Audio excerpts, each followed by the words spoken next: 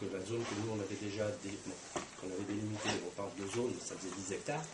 On avait commencé à baliser et à ratisser minutieusement en attendant parallèlement la requête. Effectivement, on est, après les avénages aux filles, on est en plein dans l'endroit où on était en train de chercher du départ de feu. Ça corrobore tout à fait, ils n'étaient pas à l'opposé, ils étaient bien à l'endroit où on cherchait. Vous pouvez l'expliquer un peu, parce que les gendarmes ont fait des investigations, de vérification extrêmement précises sur les lieux.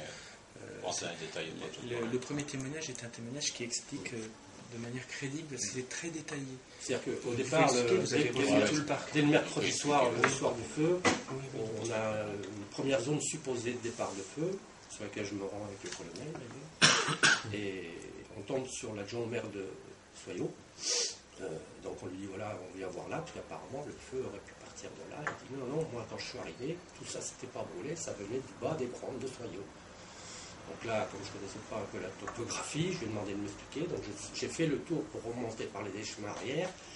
Et là, je suis tombé sur le policier municipal de Magnac, qui lui est un des premiers aussi, et qui a guidé les pompiers sur le lieu. Et il dit, moi quand j'arrive, je suis arrivé par le chemin des Brandes à l'entrée de Passac.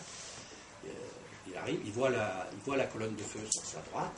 Il revient pour guider les pompiers, donc il la mettrait avec son compteur kilométrique, donc à partir de l'entrée du chemin, il savait qu'il y avait 900 1000 mètres, et là il voit la colonne de fumée qui est sur sa droite, et devant il n'y a rien d'autre, ça brûle ici à droite.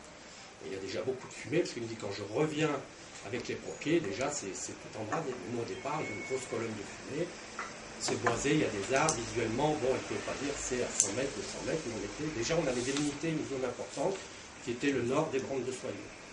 Donc à partir déjà de cet élément qui était important, on avait une zone en matière d'incendie, c'est très important parce que c'est une maison, un bâtiment, des végétaux qui brûlent. Le premier témoignage qui situe à peu près l'endroit, parce que si on allait chercher côté route de Périgueux, on cherchait dans le vide. Donc les premiers témoignages sont très importants en matière d'incendie. Donc là on avait délimité une zone d'environ 10 hectares, mais bon, proportionnellement à ce qu'elle brûlait, c'est pas grand quoi.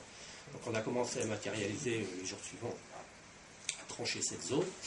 On a travaillé donc avec le technicien de l'identité judiciaire qui a permis d'avoir beaucoup de personnel. On a fait des zones, on a fait des bandes de 5 mètres et on a chacun ratissé ces bandes minutieusement.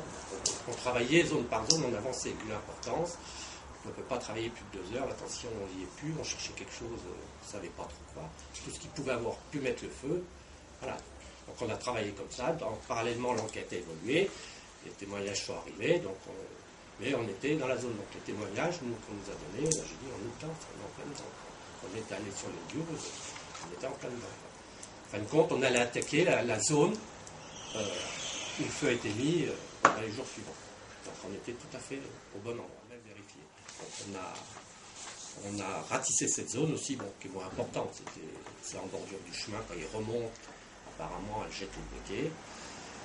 Elle l'a acheté ou elle ne l'a pas acheté. Elle n'a pas été fouillée au retour. On ne sait pas si elle l'avait encore sur elle. Alors, on a quand même ratissé cette zone hier avec des détecteurs de métaux. Le bon briquet, c'est pas gros. Et puis bon, il y a une petite partie métallique. Donc, on a fait un ratissage visuel avec détecteurs de métaux, mais malheureusement, on n'a rien trouvé. Mais on a pu passer à côté. Parce que c'est quand même. C'est une partie qui n'est pas brûlée. C'est une partie qui est encore en herbe, en végétation. C'est sur la droite du chemin. Il y a des herbes hautes, il y a des broussailles. C'est vrai qu'un briquet, c'est pas gros, il a pu s'enfiler. Bon, on a passé le détecteur, mais on n'a rien trouvé.